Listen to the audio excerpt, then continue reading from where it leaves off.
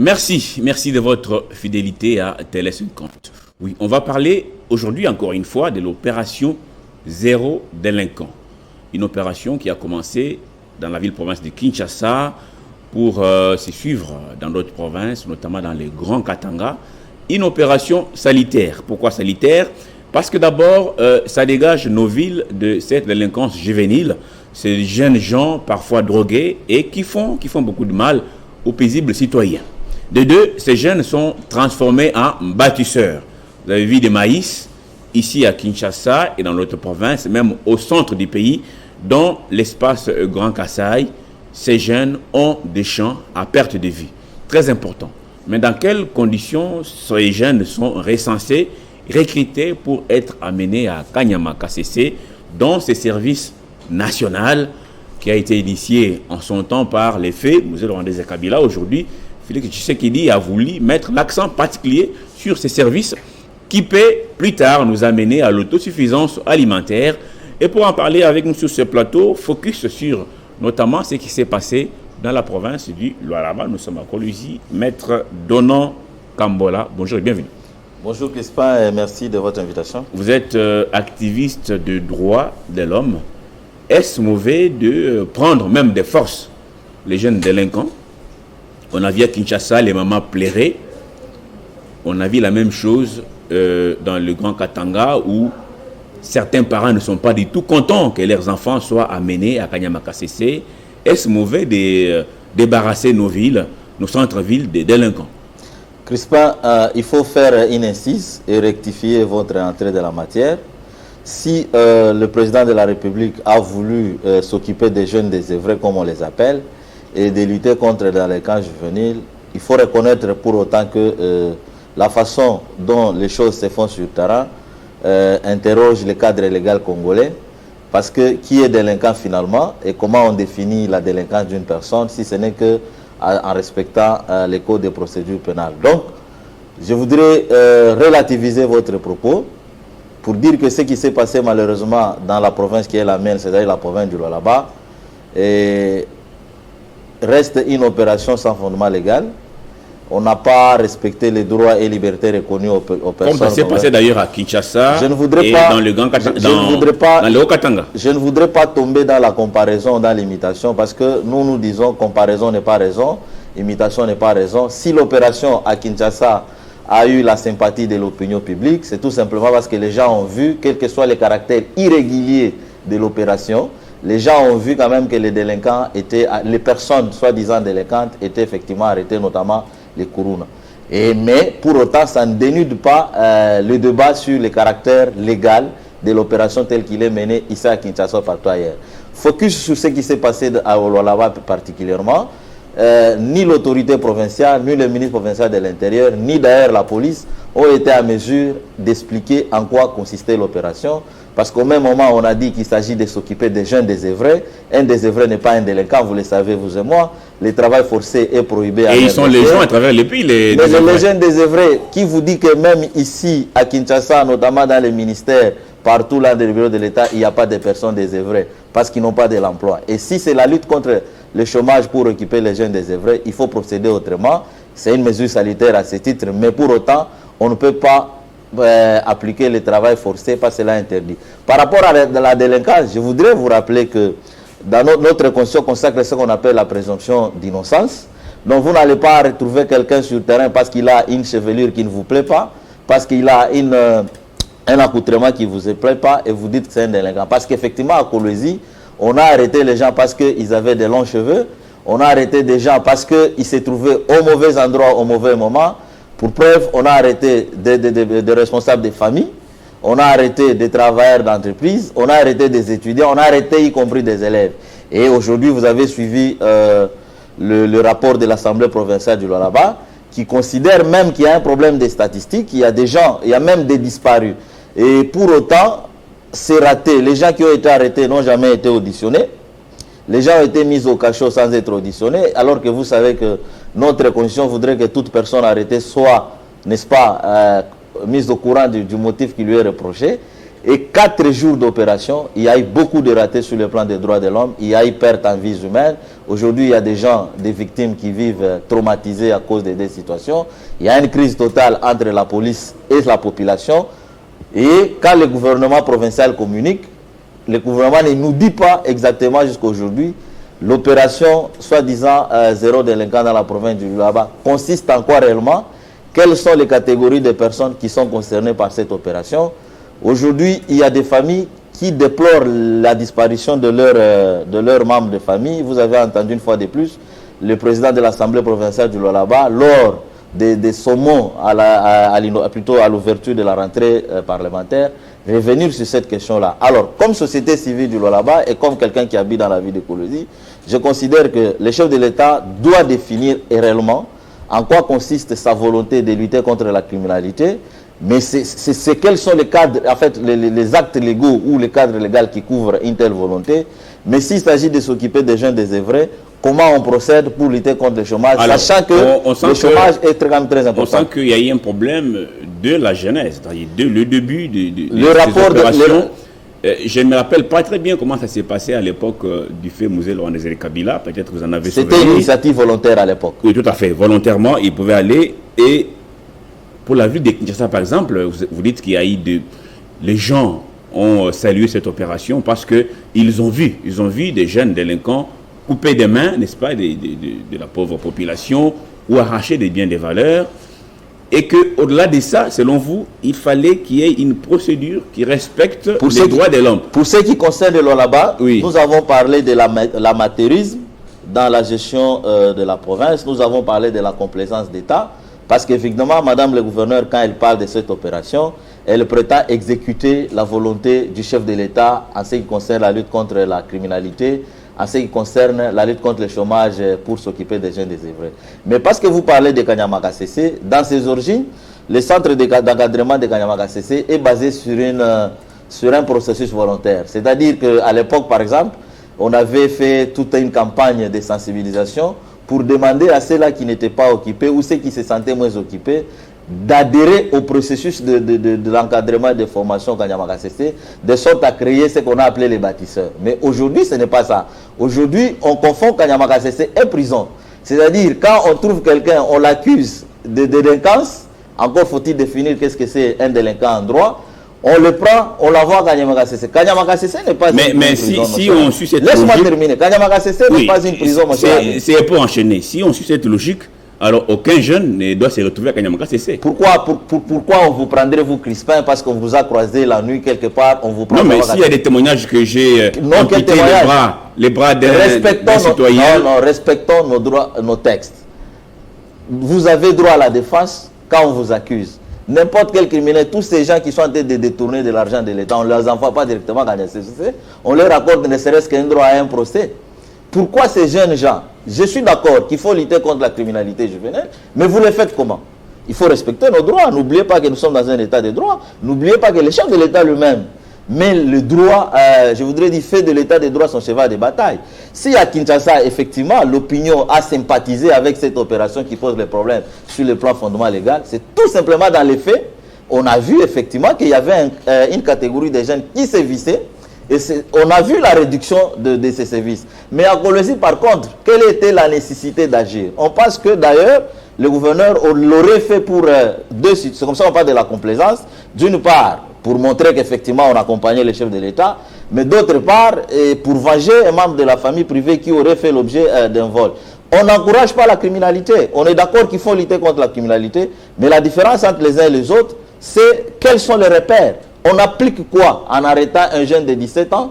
Vous l'envoyez à Kanyamaka CC sans procès, sans audition préalable. Et à la fin, on vous demande qu'il s'agit, si pas d'un élève, il s'agit d'un étudiant. Si pas d'un étudiant, il s'agit d'un agent d'entreprise. Et si c'est un employé d'entreprise, comment vous voulez dire qu'il est criminel? Est-ce que les différents badauds qui se retrouvent dans les milieux politiques, est-ce qu'il ne s'agit pas ça des criminels? Ceux-là qui sont en train d'insulter les gens à longueur de journée. Entre ces gens-là et un Congolais qui travaille dans une entreprise minière, qui a la malchance de retrouver seulement au mauvais moment, au mauvais endroit, on envoie à Kanyama KCC. Donc Kanyama KCC, on a même d'ailleurs terni l'image de Kanyama KCC.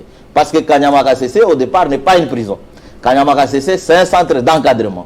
C'est un centre pour bâtir, pour donner à ceux qui n'ont pas de l'expertise ou de compétences, un centre pour leur donner des compétences, de sorte à acquérir une profession et un métier quelque part. Malheureusement, ce qui s'est passé là-bas a créé une confusion.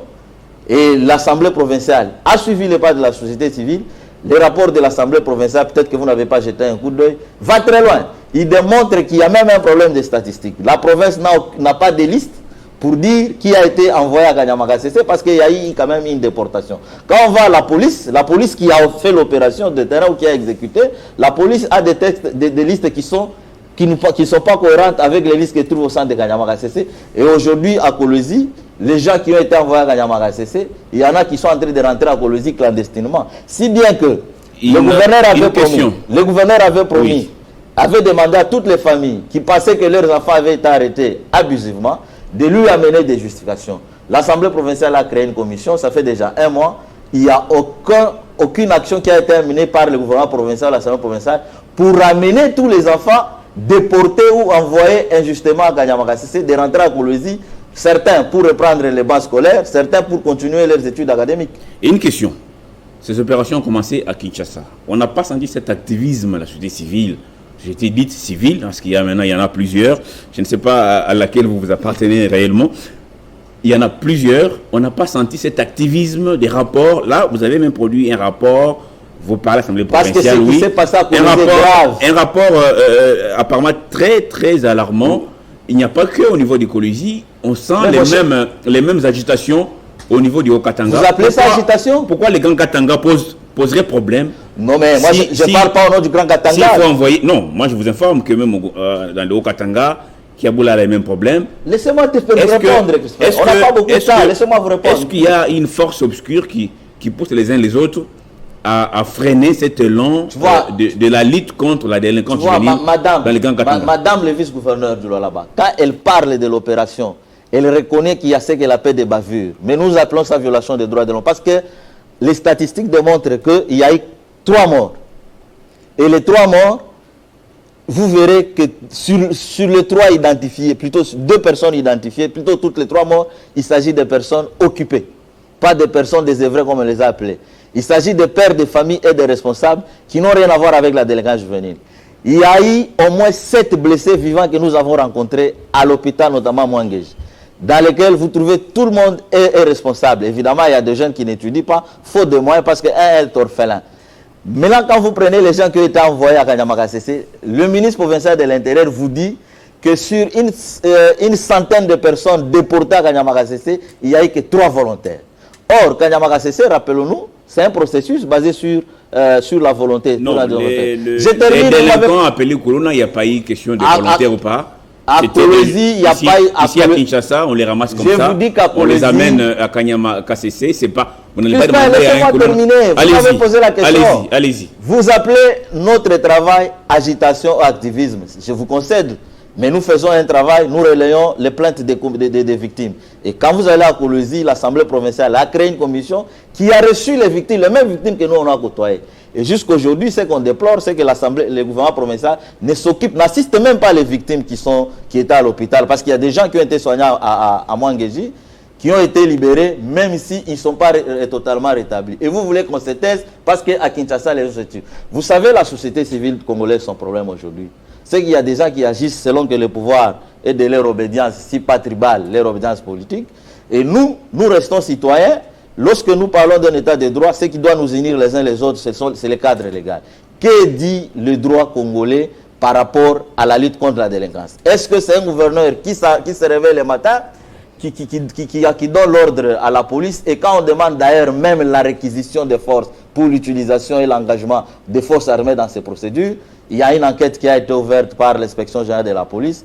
D'après nos informations comme société civile, il n'y a même pas une réquisition écrite. Donc, parler de ce qui ne va pas, ne signifie pas nécessairement qu'on déteste tel ou qu'on n'aime pas tel. Alors, nous faisons notre travail d'alerter l'opinion. Et il est important pour ceux-là qui gèrent notre pouvoir. Et Kambola, ces opérations vont se poursuivre. Non. Dans d'autres. À Colosie, on a demandé que ça s'arrête. Oui, tout à fait. Et même l'Assemblée provinciale a ces opérations vont se poursuivre dans d'autres grandes villes. Mais vous appliquez quelle loi si vous voulez continuer? Dans d'autres grandes villes. Est-ce qu'il faut arrêter ça ou vous mon dites, cher ami, respecter la procédure? S'il faut ramasser un colonna, passer avec un long procès, ça prendra combien de temps? Au nom de quoi vous dites que c'est un colonna? Parce qu'à Colosie, je vous dis, quand vous vous retrouvez au mauvais endroit, au mauvais moment, la police vous arrête. On a arrêté les élèves, on a arrêté les employés, on a arrêté les étudiants. Pourquoi ça ne vous interroge pas? Pourquoi vous ne voulez pas vous remettre en cause? Évaluez ce que vous avez fait, si ça a été bien fait, et si ça n'a pas été bien fait, parce que le gouverneur lui-même dit qu'il y a eu des erreurs, qu'il y a eu des bavures, corrigez. Il y a des procès qui sont, plutôt, il y a des procès qui ont été lancés à Colosie. Alors, parce que vous parlez procédure, quelle doit être la méthode simple pour aller vite et dégager nos villes de ces jeunes délinquants? La définition même pose problème. Vous dites qui est délinquant, qui ne l'est pas. On sent la complicité de la situation. Et pourtant, il y a des victimes chaque jour.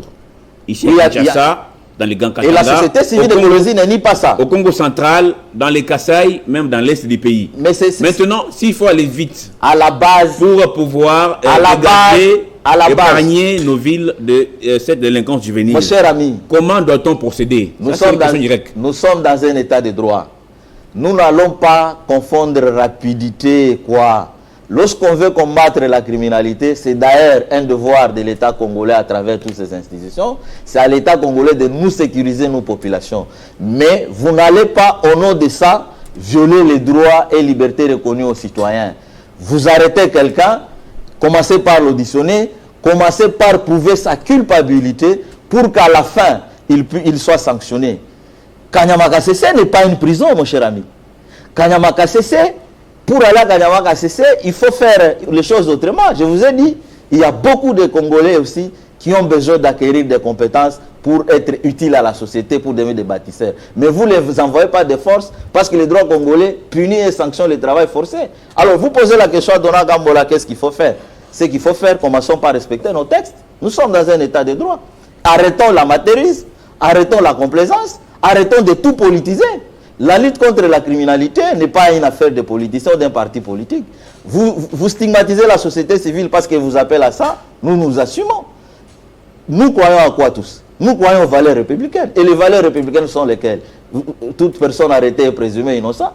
Les valeurs républicaines sont lesquelles? Il n'y a que les cours et tribunaux qui décident de la culpabilité d'un individu. Et que faites-vous de ces principes? Parce que vous estimez que la criminalité est exagérée. Non, il y a d'autres mécanismes. C'est comme ça que j'ai estimé que dans les rapports que la société civile a fait, il y a beaucoup de recommandations. On n'est pas que critique, mais on propose même des pistes de solutions. On n'a pas le temps de revenir recommandation par recommandation. Mais par exemple, pourquoi les chefs de l'État, les gouverneurs des provinces, les maires de la ville et les bourgmestres n'associeraient pas les ONG spécialisées sur ces matières-là?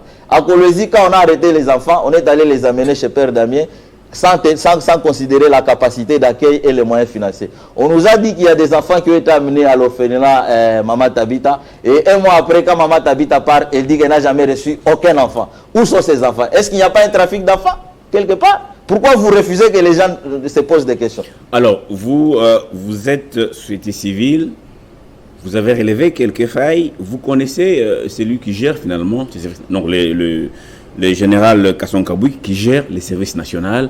Est-ce que vous l'avez approché pour savoir qui sont réellement partis à Kanyama Kasese? Est-ce qu'il y a des enfants? Est-ce qu'il y a des professeurs d'université? Est-ce qu'il y a des étudiants?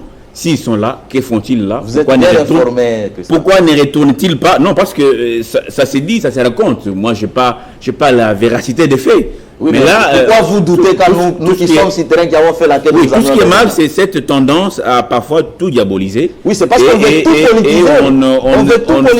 On ne sent pas que ces opérations sont salutaires, notamment, même pour eux-mêmes les délinquants. Laisse-moi répondre. J'ai vu des délinquants se filmer, aujourd'hui transformés en bâtisseurs. Ils envoient des vidéos, aujourd'hui ils sont payés, ils sont contents. Laisse-moi te répondre, Christophe. Au là-bas, le ministre provincial de l'Intérieur a dit que la province a mis 200 000 $ à la disposition du centre de Kanyama Kasese. Nous nous posons la question, vous qui réclamez la rigueur des finances publiques. Kanyama CC, c'est un centre qui dépend de la présidence. Donc, qui échappe au budget et au recette de la province. Et quand vous demandez au budget, ça a été tiré sur quelle ligne budgétaire, personne ne sait vous répondre.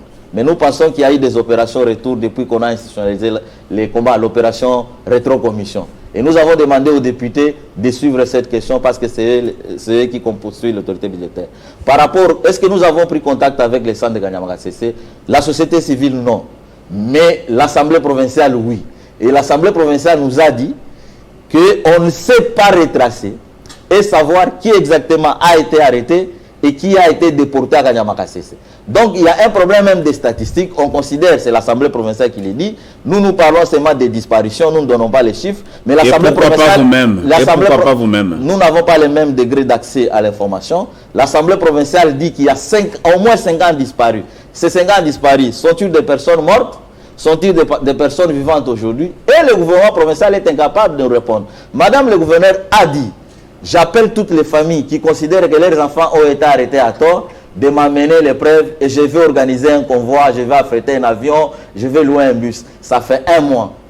Depuis la rentrée scolaire, ces enfants-là sont à Kanyama CC alors que leur place, c'est à l'école. Le chef de l'État fait de l'enseignement, de la gratuité de l'enseignement son cheval de bataille, mais ceux qui doivent profiter de cet enseignement sont arrêtés arbitrairement, abusivement, envoyés à Kanyama CC. Une fois de plus, Kanyama CC n'est pas une prison. Pour nous, la société civile, cette opération doit s'arrêter. Et le chef de l'État doit comprendre que ce qui s'est passé à Kolwezi au Lualaba, c'est peut-être, si on en parle, c'est parce que la société civile est restée citoyenne et elle a dénoncé. À Lubumbashi et à Kinshasa, je ne condamne personne, mais Kinshasa, il ne faut pas confondre, je dis toujours, dans les faits, l'opinion publique de Kinshasa a sympathisé avec l'opération parce que tout le monde sait combien de fois ces jeunes gens-là ont sévi. Et quand on a montré ces jeunes gens-là à la télévision, d'abord, il y a eu une forte campagne de sensibilisation. Et puis quand on a montré ces jeunes qui ont arrêté, tout le monde a reconnu que voilà les gens qui ont arrêtés. Kolwezi, malheureusement, qui on a arrêté? On a arrêté on a arrêté un homme qui est un parent qui laisse aujourd'hui des enfants. Les parents de ces enfants, même ici à Kinshasa, n'ont jamais accepté qu'ils partent. Hein. On a vu des parents, des mamans en pleurs ici. Pourquoi mon fils doit partir? Il n'est pas délinquant. Tout le monde nie. Tout le monde nie. Et du point de vue droit à un procès équitable, pense-t-il que c'est comme ça qu'on doit faire les choses? Moi, je suis de cela. On est esclave de nos textes. Quelle est la vraie piste pour aller vite? Vous dites que nous sommes un état des droits. Oui, mais entre-temps, peut-être parce que vous, on ne vous a jamais éventré. Non, hein? mais vous encouragez quoi? La vengeance privée? Vous encouragez l'arbitraire? Vous encouragez la politisation et l'amateurisme? Non. Arrêtons quiconque a commis une infraction ou a commis un délit. Amenons-les devant les instances judiciaires. Il n'y a que les instances judiciaires qui peuvent déterminer qui est coupable ou pas. Sinon, que faites-vous de la présomption d'innocence? Pour autant, je ne suis pas d'accord avec la criminalité. Pour autant, j'encourage l'État congolais à combattre la criminalité. Mais combattons la criminalité sous quelle forme? Pas comme vous le voulez, vous en tant qu'individu ou en tant que parti politique, tel que les lois ne prévoient. Sinon, vous consacrez l'arbitraire. Vous consacrez l'injustice. Et au Lualaba, par exemple, ces jeunes gens qui ont été arrêtés pendant 4 jours, qui ont été libérés moyennant des amendes, ceux-là qui ont été libérés parce qu'ils avaient des plaies partout, ils ont été amenés à Mangéji et soignés, qui va les indemniser? Ne méritent pas une réparation, ces jeunes gens-là. Parce qu'au final, il s'agit soit de jeunes qui se débrouillent dans les petits commerces, soit des jeunes élèves, soit des étudiants. Parce que vous êtes trompé sur la personne. Comment voulez-vous ne pas engager votre responsabilité? C'est comme ça qu'au Lualaba, la société civile pense que si madame le vice-gouverneur bénéficie de l'appui politique ici à Kinshasa, mais le ministre provincial de l'Intérieur, pour avoir donné un ordre très flou et pour avoir occasionné la violation massive des droits de l'homme, celui-là, la société civile a demandé sa démission. Mais nous sommes réconfortés dans notre position par le rapport de l'Assemblée provinciale. Bon, maintenant vous savez que l'Assemblée provinciale aujourd'hui c'est très compliqué, elle ne peut pas être juge parti. Chaque député est représenté dans le gouvernement provincial, donc les gens sont dans les compromissions, mais au final, ils ont dit quand même la vérité, et nous, la population, nous les attendons à l'action. Pourquoi ne pas interpeller le gouvernement? Pas pour qu'on donne l'argent à la société civile, pas pour qu'on mobilise les médias qui étaient Kinshasa, mais qu'on indemnise les victimes qui sont sans assistance du gouvernement aujourd'hui. Situation exceptionnelle, mesure exceptionnelle, dit-on, maître Donancien Kambola. On sent que la question vous préoccupe au plus haut point. Oui, parce que nous parlons des morts d'hommes, nous parlons de la jeunesse. C'est vraiment au milieu du village que vous n'avez pas été... je ne me reproche de rien. Vous n'êtes pas ballotté. Par contre, nous sommes stigmatisés. Vous n'êtes pas ballotté. Nous sommes dans l'insécurité, nous sommes insultés. Oui, ces opérations restent salutaires, non seulement à Kolwezi, non seulement à Kinshasa, à Kolwezi, mon cher ami, je pars du Lualaba, je pars de Kolwezi où j'habite. Et partout ailleurs. J'appelle les chefs de l'État, j'appelle toutes les institutions au respect du cadre légal. Ces jeunes travaillent, ils produisent le maïs. Aujourd'hui, ils fabriquent même les bancs. Dans les maïs, vous-même, vous les avez vus, à part ce qui se passe dans les médias. Parce que quand je vais en Boujma, on dit tout. La Blaise Kanda vous dit, les sacs de farine coûtent plus cher que les sacs à Kinshasa. Il s'était trompé. Non, il ne s'était pas trompé. Donc arrêtez la propagande. Il a démenti tout ça. Ils fabriquent les bancs, ils construisent des écoles. Et les bancs, on les envoie où? Ils construisent des écoles, c'est un processus. Et pour autant, on ne peut pas violer les droits des Congolais. Kanyamaka CC, c'est un centre basé sur un processus volontaire. Donc, si on veut amener les jeunes des œuvres à Kanyamaka CC, commencez par mobiliser, compter sur leur adhésion volontaire. Et non, arrêter les étudiants, les chefs de travaux d'université, les employés d'entreprise, les pères de famille et les envoyer là-bas. Parce que la loi fustige et punit le travail forcé. Merci beaucoup, Donancien Kambola, activiste des droits de l'homme. Merci, c'était une contribution pertinente. Ceux qui ont initié ces opérations vont certainement corriger des erreurs. Espérons-les, parce que ça fait 3 mois que les gens avancer, sont dans un silence total. En respectant notamment les droits de l'homme. C'est très important. Merci à vous de nous avoir suivis de partout. Restez sur Télé 50 pour la suite de nos programmes. Au revoir.